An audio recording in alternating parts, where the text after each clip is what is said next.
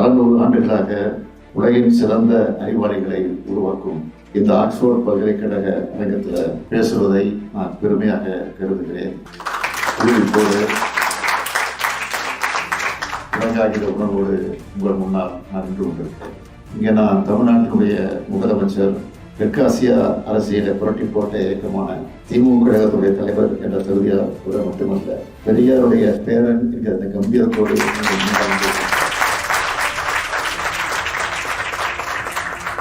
பகுத்தறிவு புலவன் அறிவாசன் தந்தை பெரியாரின் படத்தை ஆக்ஸ்போர்டு பல்கலைக்கழகத்தில் திறந்து வைக்கிறத என்னுடைய வாழ்நாள் பெருமையாக நான் கருதி கொண்டிருக்கிறேன். பகுத்தறிவு பட்டறை உலகம் முழுக்க பரவி வருவது என்பதன் அடையாளம் தான் இந்த படத்திறப்பு நிகழ்ச்சி. பெரியார் இன்று உலகம் முழுக்க தேவைப்படுகிறார் என்பதன் அடையாளமா அவருடைய படத்தை திறக்க திட்டமிட்டிருக்கீங்க. ஆக்ஸ்போர்டு பல்கலைக்கழகம் அறிவோட அடையாளம் மட்டுமல்ல, உரிமையின் அடையாளம், இது மனித உரிமையுடைய அடையாளம், உலக அடையாளம். அப்படிப்பட்ட இங்கு பெரியாரோட படம் திறக்கப்படுவது என்பது இவருடைய பெருமைக்குரிய ஒன்றாகும்.